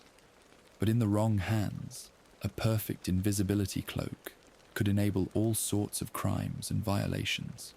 The cloak grants power over others through information and access, and like all power, it carries responsibility. These ethical questions don't have simple answers, which is perhaps why the tale of the three brothers remains so relevant. Each generation of wizards must grapple with these questions anew, must decide for themselves how they would handle such power if given the chance. The tale provides guidance, showing that accepting death is wiser than trying to conquer or deny it, but it doesn't make the choice easy. Even good people, like Dumbledore putting on the ring, can make terrible mistakes when confronted with the temptation the Hallows represent. The connection between the Hallows and the concept of being the master of death deserves deeper examination. What does this title really mean? In the literal sense, uniting all three Hallows doesn't grant immortality or control over death itself. Harry possessed all three and still died, albeit temporarily. Voldemort never possessed all three, and yet managed to survive for years as a wraith after his body was destroyed. The Hallows don't grant immunity to death, or the power to kill anyone at will, or any other obvious form of mastery over mortality. Instead, the mastery seems to be psychological and spiritual rather than physical. It's about one's relationship with death, one's understanding of it and acceptance of it. The youngest brother mastered death not by defeating it, but by accepting it as natural. He lived without fear, protected by his cloak, but not obsessed with avoiding death. When his time came, he was ready. He had lived fully, had seen his family grow, had experienced life's joys and sorrows. Death held no terror for him because he understood it as simply the next phase of existence, another journey to begin. This interpretation suggests that anyone can be a master of death without possessing any of the Hallows. It requires only the wisdom to accept mortality, the courage to live fully despite knowing life will end, and the grace to let go when the time comes. The Hallows are props, teaching tools perhaps, but not necessary for the real lesson. Harry understood this, which is why he could give up the Elder Wand and let the Resurrection Stone remain lost. He had already mastered death by walking willingly to his own execution, by accepting his fate for the greater good. Dumbledore's journey with the Hallows illustrates this understanding beautifully. As a young man, he wanted the Hallows to conquer death, to undo the tragedies that had befallen his family, to gain power for his grand plans.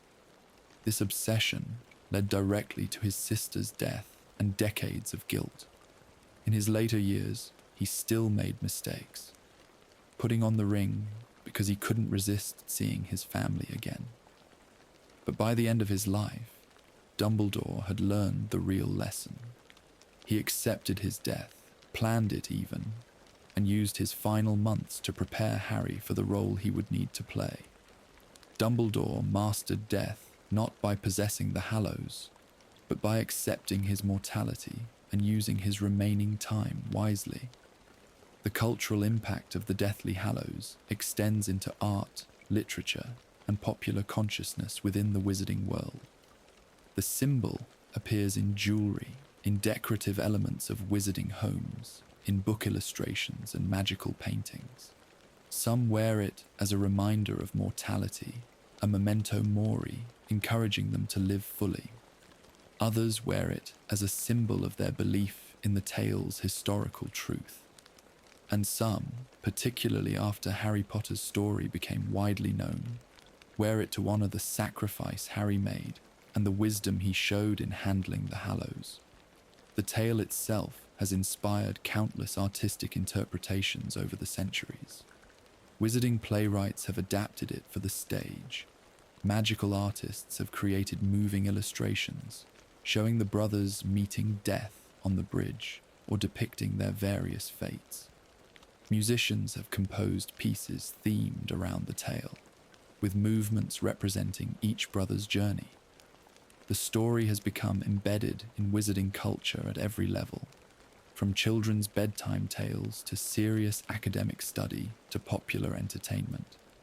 Beedle the Bard's original telling remains the definitive version, though many variations exist.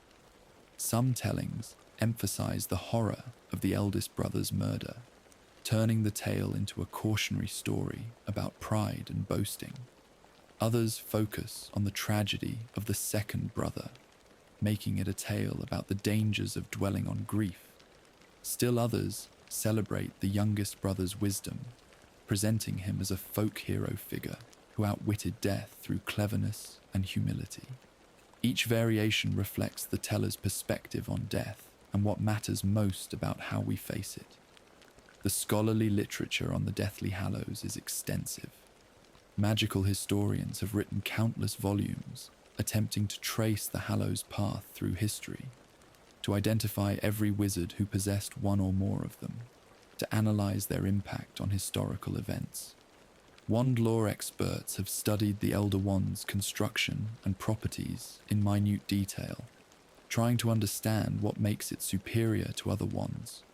Researchers into the afterlife and spirit magic have examined the resurrection stone's apparent ability to summon the dead, debating what exactly the stone brings back and whether those shades are truly the spirits of the deceased or some form of magical construct.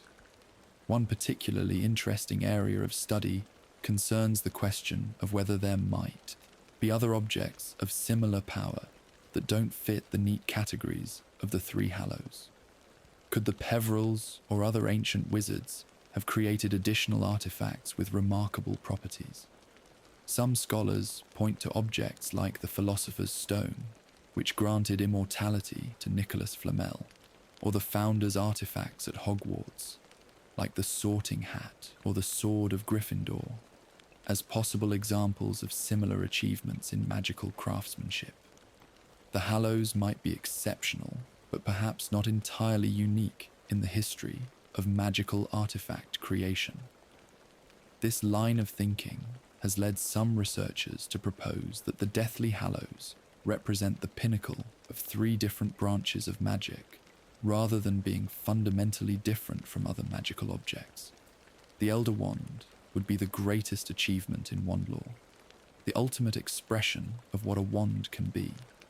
The Resurrection Stone would be the greatest achievement in necromancy and spirit magic, the one object that truly bridges the gap between life and death. The Invisibility Cloak would be the greatest achievement in concealment magic, a perfect implementation of invisibility that overcomes all the limitations of ordinary approaches. This framework helps explain why the Hallows are so powerful, while also grounding them in understandable magical theory. They're not gifts from death, or somehow outside the normal rules of magic. They're simply the best possible execution of known magical principles, created by wizards skilled enough and knowledgeable enough to push those principles to their absolute limits. Other wizards might theoretically create similar objects if they possess the same level of skill and knowledge, though none have succeeded in the centuries since the Peverils. The psychological appeal of the Hallows, beyond their practical power, relates to fundamental human desires and fears. We all fear death, both our own and that of people we love. We all desire power, though to different degrees and for different purposes. We all want security, the ability to protect ourselves and those we care about. The three Hallows offer apparent solutions to these universal concerns. The Elder Wand promises power to protect ourselves and overcome threats. The Resurrection Stone promises an end to grief, a way to never truly lose anyone. The Invisibility Cloak promises safety, the ability to avoid danger entirely. But as the tale teaches, these apparent solutions are illusions, or at least come with costs that outweigh their benefits. The Elder Wand makes you a target, invites violence, and ultimately can't prevent your death. The Resurrection Stone doesn't truly bring back the dead, and makes grief worse rather than better. The Invisibility Cloak, while genuinely useful, can only delay death, not prevent it.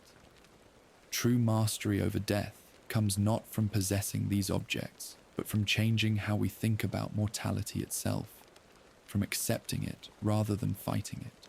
This message has resonated across cultures and time periods within the wizarding world, because it addresses something universal.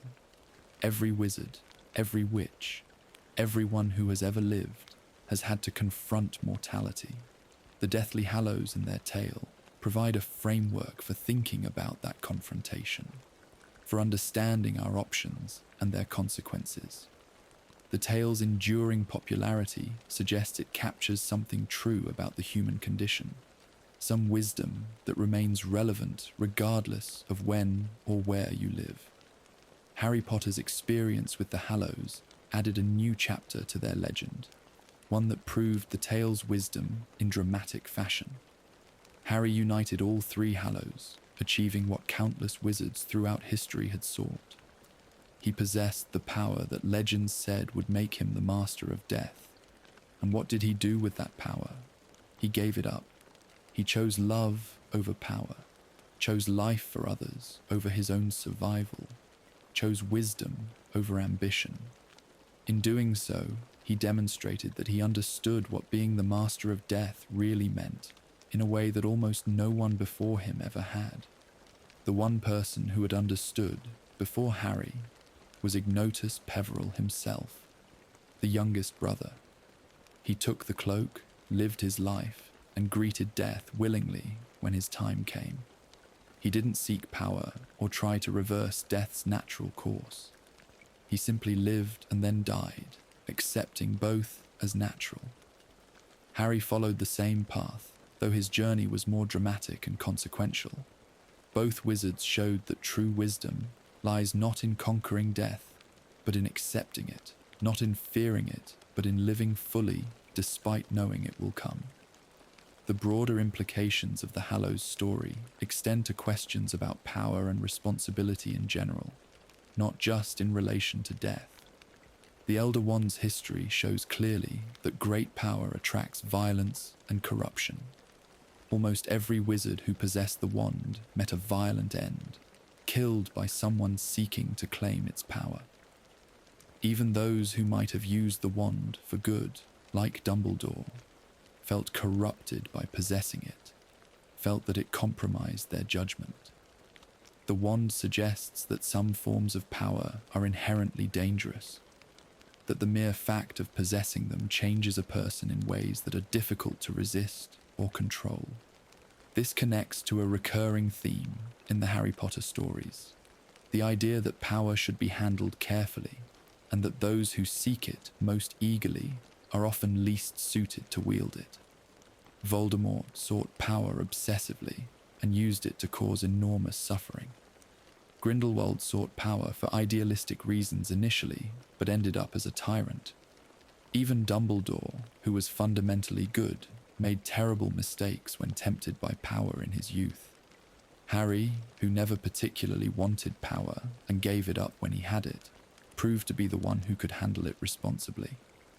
The Deathly Hallows, particularly the Elder Wand, serve as the ultimate test of this principle. They offer power that's almost unimaginable, and the temptation to keep and use that power is enormous. That Harry could resist that temptation, that he could see clearly enough to understand that giving up the wand was wiser than keeping it, marked him as genuinely extraordinary, not because of his magical skill or his courage in battle, though those were impressive, but because of his wisdom and his strength of character. He could hold ultimate power in his hand and then let it go, a feat very few people throughout history have managed. The final chapter of the Deathly Hallows story may not yet be written. The Elder Wand rests in Dumbledore's tomb, but tombs can be violated, as Voldemort proved. If someone were to retrieve the wand and defeat Harry Potter, who remains its true master until his death, the cycle could begin again. Future generations might seek the Hallows once more, might try where others failed to unite all three and become the master of death in the way they imagine that title means. The temptation will always exist because the fear of death and the desire for power are constants of human nature. But perhaps Harry's example will serve as a deterrent, a reminder of what true wisdom looks like. Perhaps future generations will learn from the tale and from Harry's real-life demonstration of its principles. Perhaps the Deathly Hallows will remain scattered and largely forgotten, their power unused, their legacy more about the wisdom they teach than the abilities they grant. This would be the best possible outcome, the closest thing to a happy ending that objects with such dark histories could hope for. The Deathly Hallows remain, in the end, one of the most fascinating elements of wizarding history and magical lore. They connect ancient legend with recent events, link the distant past of the Peverell brothers to the present day of Harry Potter and his children. They raise profound questions about death, power, love, and what it means to live a good life.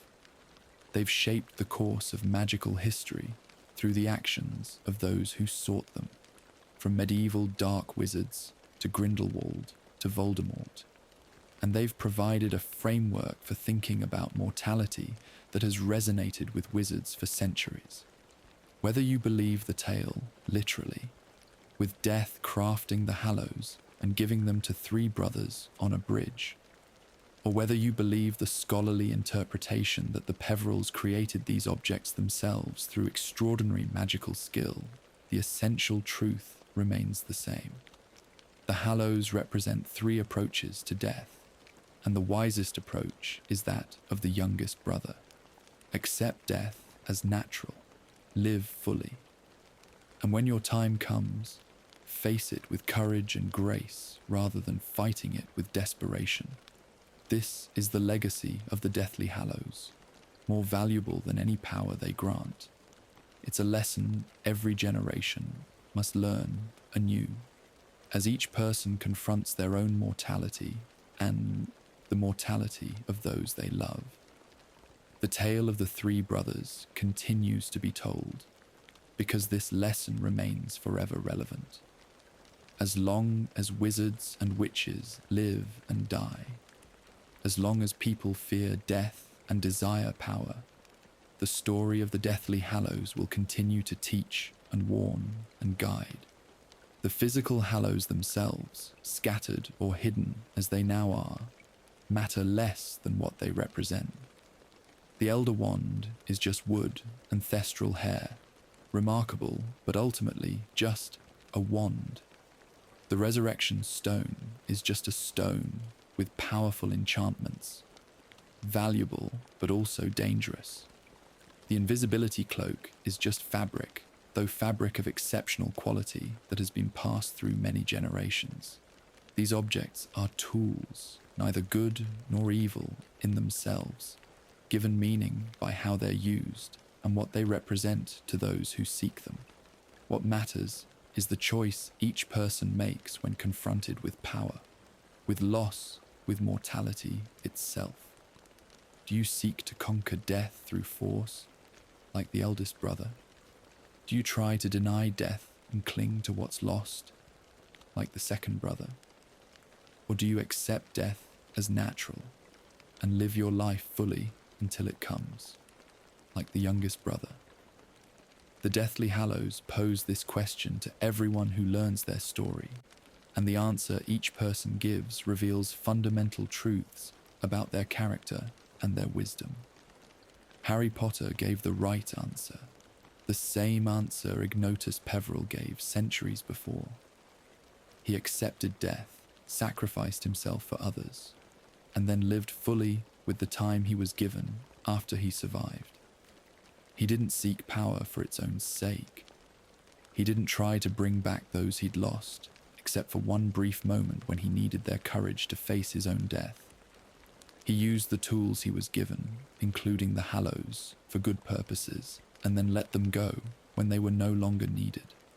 This is mastery. This is wisdom. This is what it truly means to be the master of death. As we come to the end of our journey through the lore and history of the Deathly Hallows, it's worth reflecting on why this legend has such power, why it continues to fascinate and inspire.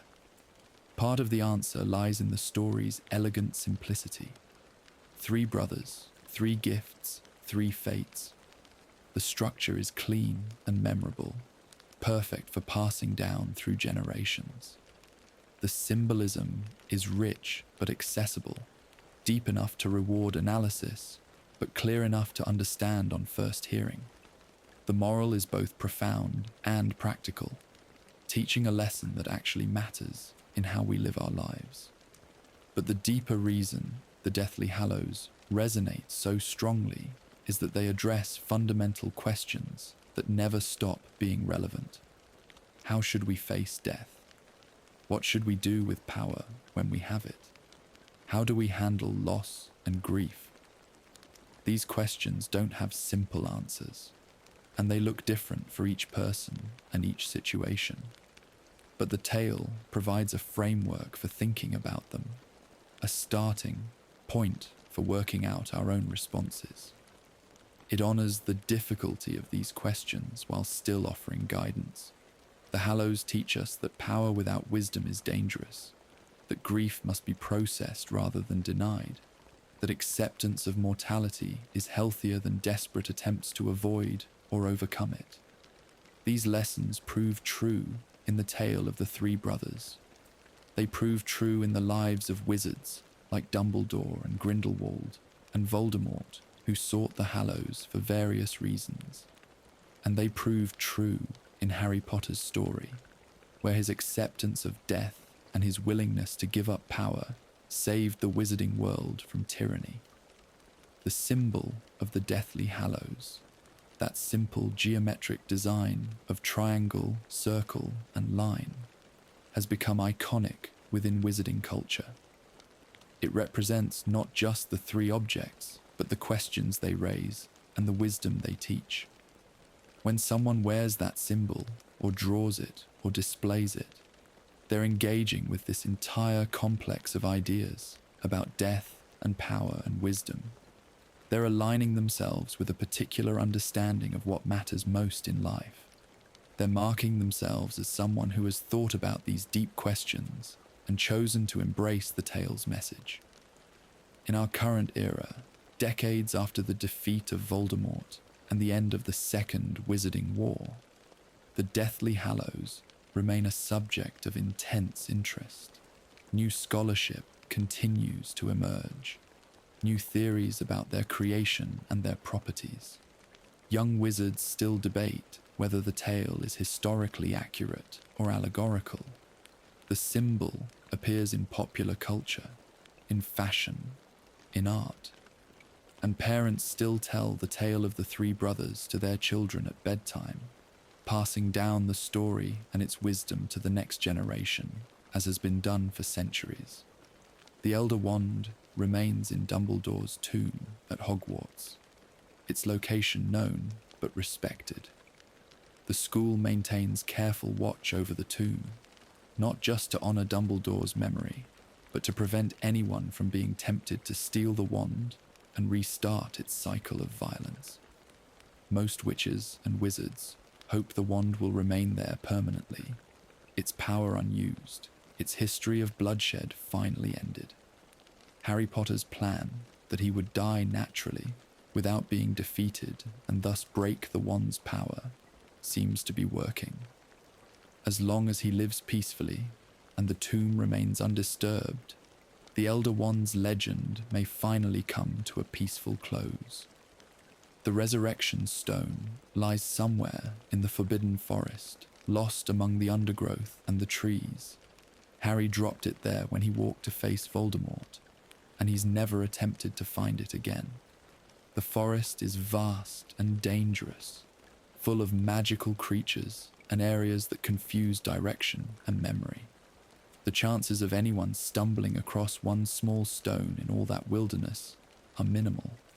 It's possible the stone will never be found again, that it will remain lost forever, slowly sinking into the soil and the leaf litter until it's buried too deep to ever recover. This too seems like the best possible outcome. The stone has brought only suffering to those who used it. Let it remain lost. Let the temptation it represents remain out of reach. The Invisibility Cloak continues with Harry Potter and will eventually pass to his children, continuing the tradition of the Peveril line. Harry has used it occasionally over the years, for various purposes, always for good reasons, always responsibly. It served him well, as it served his father and his ancestors before him. Of the three Hallows, the cloak has the least troubled history and the most positive legacy. It represents the wisdom of living fully while accepting that death will eventually come.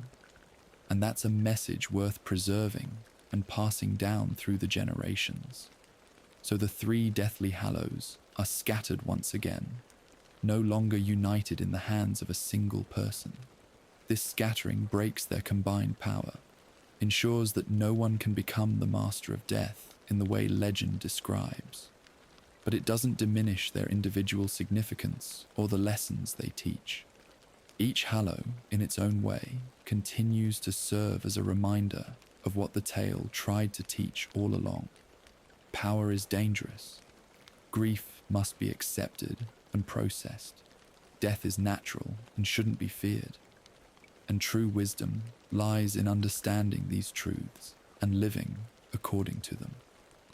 As you drift towards sleep tonight, let your mind settle on these ideas, on the rich history we've explored together. Think about the three brothers and their very different fates. Think about the countless wizards throughout history who sought the Hallows for various reasons, who succeeded or failed, who learned wisdom or fell to temptation. Think about Dumbledore's long journey from ambitious youth to wise elder, shaped so fundamentally by his relationship with the Hallows and what they represented. Think about Harry Potter walking into the Forbidden Forest with the Resurrection Stone in his hand, accepting death, and in doing so, truly mastering it. The Deathly Hallows represent one of the deepest and most resonant legends in all of wizarding lore. They connect ancient magic with present-day events, link fairy tales with historical reality, bridge the gap between children's stories and profound philosophical truths. They've shaped the course of magical history and continue to influence how wizards think about mortality and power. And they teach lessons that remain relevant regardless of when or where you live. Lessons about what truly matters and how to live a good life in the face of inevitable death. The tale tells us that death comes for everyone, that it cannot be truly conquered or avoided. But it also tells us that this is okay, that death is natural and needn't be feared. We can live fully, love deeply, act courageously, and leave positive impacts on the world despite knowing our time is limited. We can face loss without letting it destroy us. We can handle power without letting it corrupt us. We can look at death not as an enemy to fight, but as a natural transition, another journey to eventually begin. This is the wisdom of the youngest brother, the wisdom of Ignotus Peveril, the wisdom that Harry Potter demonstrated when he gave up the Elder Wand and walked away from ultimate power. Sleep well tonight, knowing that you've explored one of the richest and most fascinating stories the magical world has to offer. Let the tale of the Deathly Hallows settle into your thoughts. Let its lessons about death and power and wisdom guide you. Remember that true strength lies not in conquering death, but in accepting it. Not in holding power, but in knowing when to let it go. Not in denying grief, but in processing it healthily. These are lessons worth carrying with you, worth thinking about as you face your own life and your own challenges. Thank you for joining me on this deep exploration of the Deathly Hallows, for traveling with me through centuries of magical history and legend. If you've enjoyed this journey into the lore and symbolism of these remarkable objects, please consider liking this video and subscribing to Sleep 2 Cinema for more deep dives into your favorite film universes. There are so many more stories to explore, so many more mysteries to uncover, so many more adventures to share. Until next time, may you sleep peacefully, dream wonderfully, and wake refreshed. Sweet dreams, and remember the wisdom of the youngest brother. Live fully, love deeply, and when your time comes, greet death as an old friend.